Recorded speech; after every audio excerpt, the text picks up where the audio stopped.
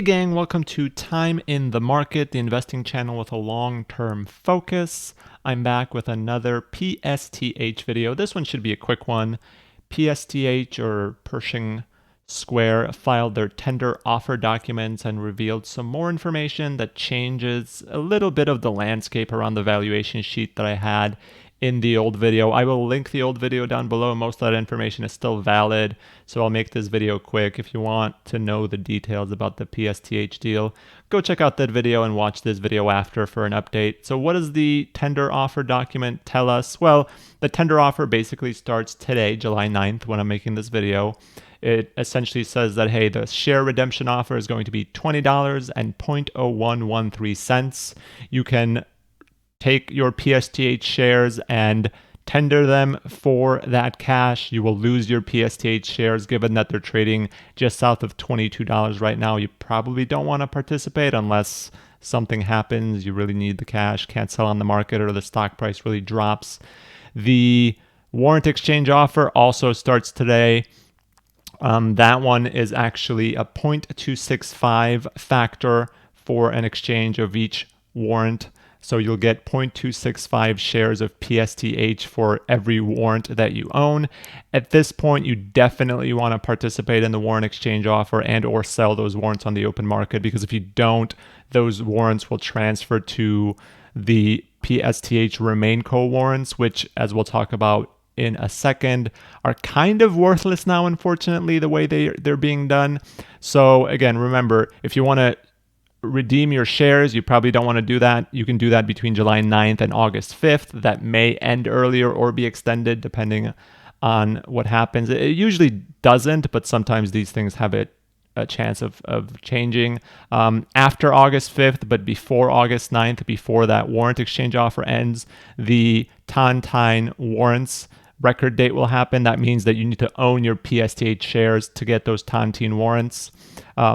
The reason it's before the warrant exchange offer it's because the people who own the warrants will not get the Tantine Warrants. It's essentially designed to give the people who held from the beginning or bought before the record date to give their PSTH shares. If you do want the Tantine Warrants, depending on how the price of the warrants and the shares looks, you can kind of do the calculation on a spreadsheet. It's 0.265 shares per warrant. You can sell your warrants and just buy shares of PSTH and you'll get those Tantine Warrants. But again, I don't think those Tantine Warrants are worthwhile anymore, which is a bit disappointing. August 10th or later, but before the consummation of the purchase agreements, those Tantine Warrants will essentially be distributed. The difference in how they were defined before and how they're defined now, you're still getting 2/9 of a Tantine Warrant per share. So you do want to hold the multiples of that share. However, because of the split that is happening after due to RemainCo, each warrant only buys you 1/4 of a post-split RemainCo company. And on top of that, the strike price for those warrants is like $37 now, which is really, really bad, and essentially means that those Tantine Warrants are kind of worthless in my opinion. They do have language in there that they may call those warrants for redemption to simplify the share structure. So those may be called. Don't know what the exercise chart will look like. You will have 30 days to redeem those for shares of RemainCo. If they're called, they may not be. Otherwise, you'll get 10 cents. And given that the strike price is so high, who knows if they'll call them? I just don't know. None of this other stuff really changed. There was some language in there that kind of said, hey, right now it's not approved to be listed on any other exchange outside of Euronext Amsterdam. I know a lot of investors are hoping that the listing will happen on the New York Stock Exchange or some American exchange so they don't have to deal with the nonsense that comes with foreign listings. But again, check with your broker if you own shares of PSTH to make sure that they do handle foreign listings. I know Fidelity does. I think if you go to the PSTH subreddit, I think there's a list that people are keeping on there that says, hey, this broker does, this broker doesn't. I have them on Fidelity, so I'm happy with that. I don't have any issues there. And some of these other dates, they'll happen as they were explained before, but maybe you have slightly better dates to go with on the timeline. So check out the timeline on this spreadsheet that I'll link down below if you want more information on that. But now let's go back to the valuation. So two things that were really important here is one, the Tontine warrants are not splitting. I kind of talked in the other video that they may split, they may not split. I thought the language said that they wouldn't. The way they're handling it to prevent dilution is you only get 1/4 of a share of PSTHR RemainCo post split of that company. So you'll get your full warrants, 2/9 of per share. So in this case, when you have, let's say, 1,000 shares, you'll get 222 warrants. But 222 warrants will essentially allow you to buy 55 shares of PSTH RemainCo. And the other thing that sucks is that the Tantine warrant strike price is adjusted based on the fair value of the UMG purchase to be $37.48, unless I'm reading something wrong, which essentially means that these things are kind of worthless. And it really sucks for long-term investors in my mind. You essentially, maybe certain people bought this on the basis that, hey, before this deal was made, you had these warrants, the potential to get these warrants when the deal was struck that would have a strike price of $23, which is 115% above of NAV, so 15% above NAV.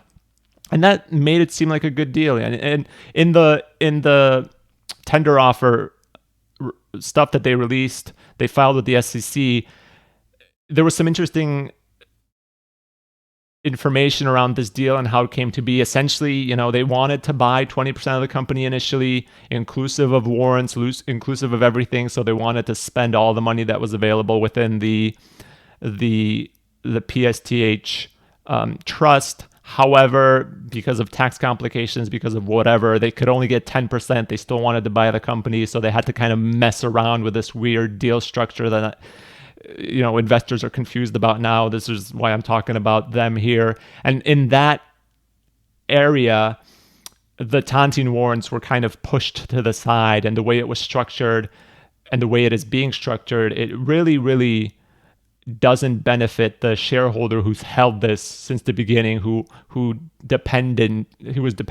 thought the valuation of this was dependent on those Tontine warrants being at a strike price of $23 based on whatever company they were going to get. Now these Tontine warrants are being pushed over to the RemainCo company, and the strike price is so high that it kind of makes them worthless in my mind.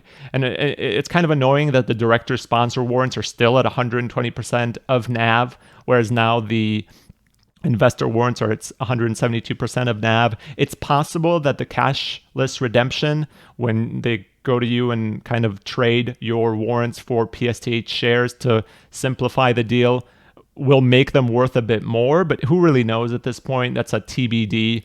And that's kind of what the problem is with this deal. Even though I like the deal, it's not a deal for everybody because it's so complicated. So the people who want to invest in something that's simple and predictable aren't going to like it, because it's just, what the hell is going on here? And that's a perfectly fair assessment of it. The people who want a quick, fast return on it, kind of the recent high return chasers, aren't going to like this, because this thing, it just isn't going to move in price until this whole split happens and it trades on its own. UMG trades on its own, PSTH RemainCo trades on its own, the Spark trades on its own.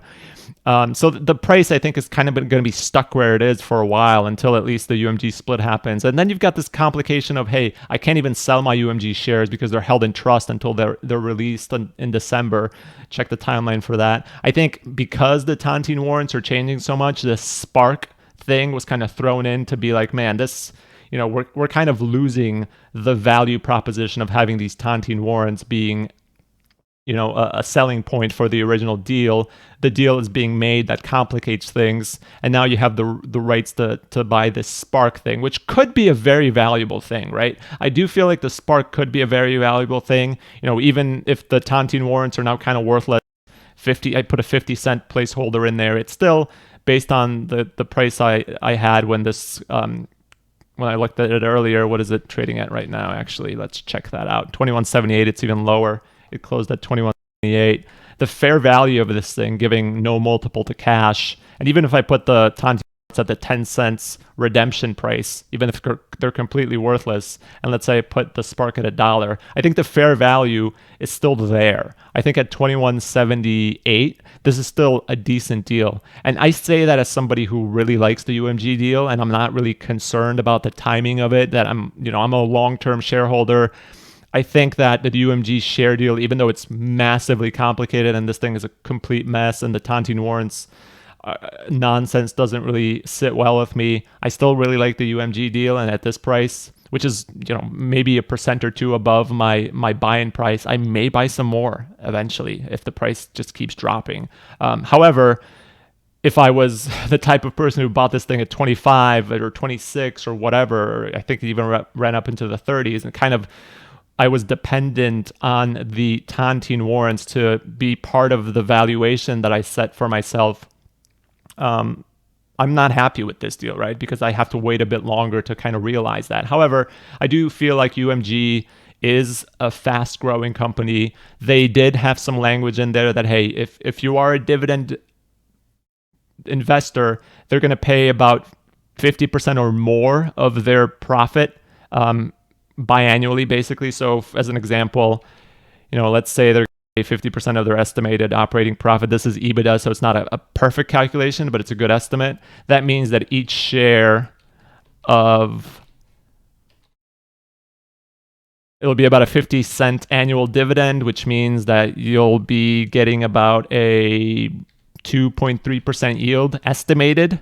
Very much an estimated yield there. So maybe a 2.3% yield here, which again is higher than Warner Music Group. It's higher than the S&P 500. It's probably going to be closer to 2% because EBITDA is not a perfect translation into net income, but hopefully it's close enough. So let's say they're paying a 2% dividend. If you like that's a cherry on top. The warrant redemption actually ended up being slightly less than I had initially. So each individual share of PSTH will get you slightly more UMG shares than it would. I'm assuming in this case that everybody is going to redeem for PSTH shares, given what's happening to Tontine Warrants, and those regular distributable warrants transfer over to Tontine Warrants. If you don't redeem them, I would suggest that people who have warrants do. I actually just sold my warrants like 2 weeks ago.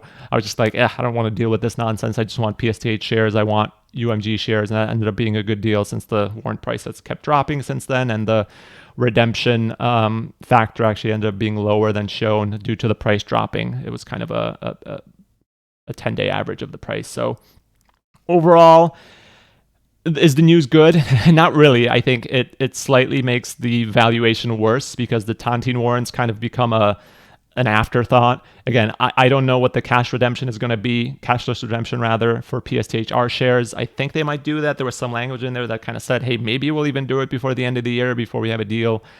Who knows what's going to happen with that stuff.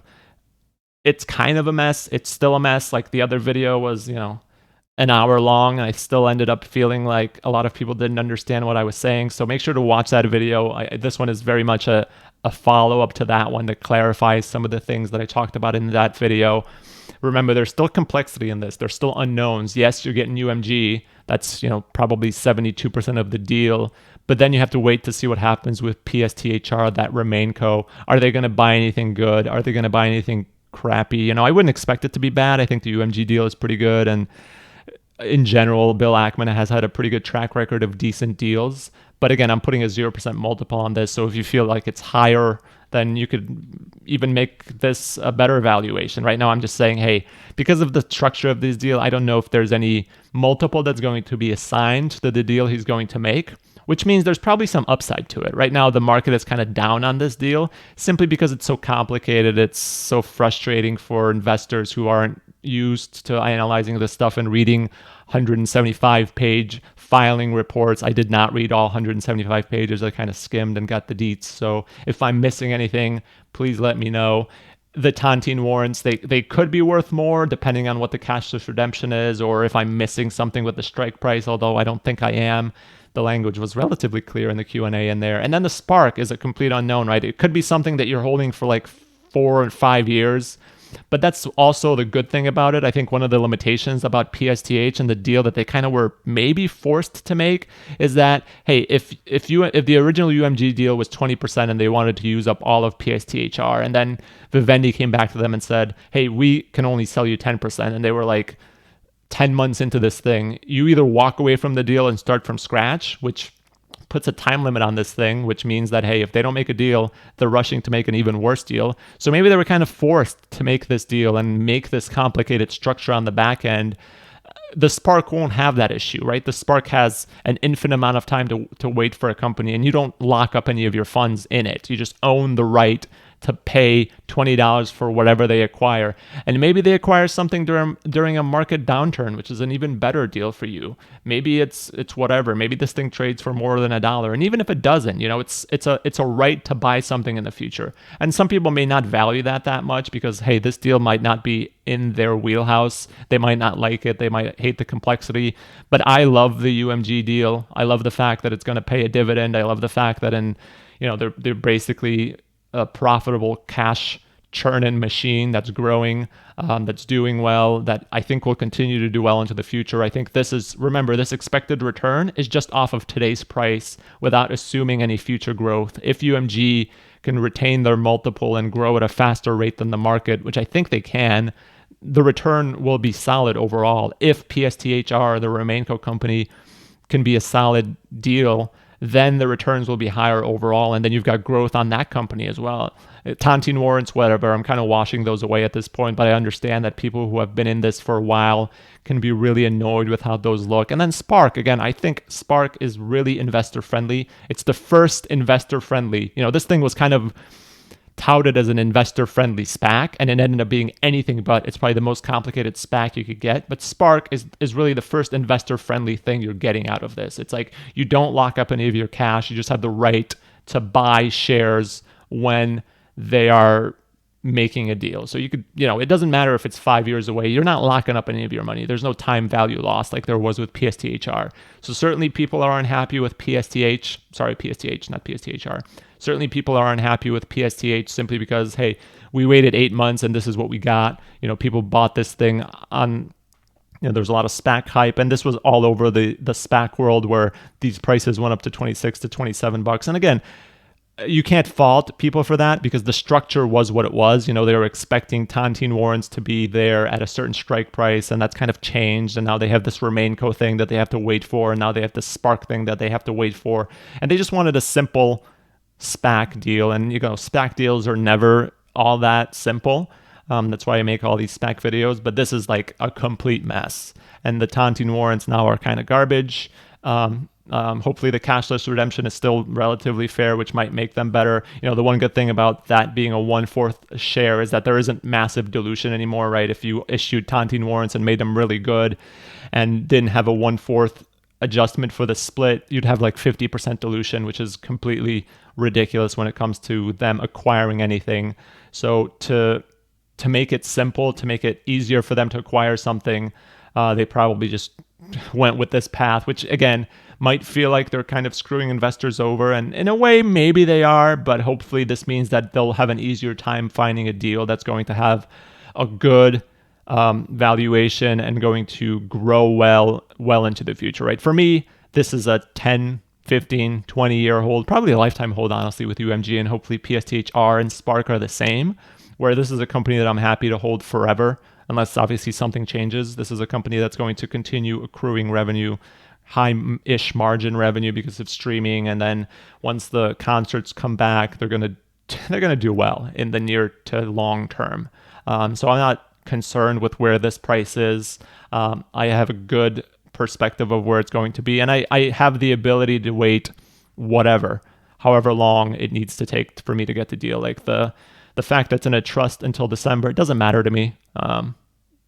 It doesn't really matter. The fact that it's listed on Euronext, I kind of don't like that because usually those have a lower valuation because they're harder to get. I really hope they are able to list it on the New York Stock Exchange somehow because that's just easier for everybody involved.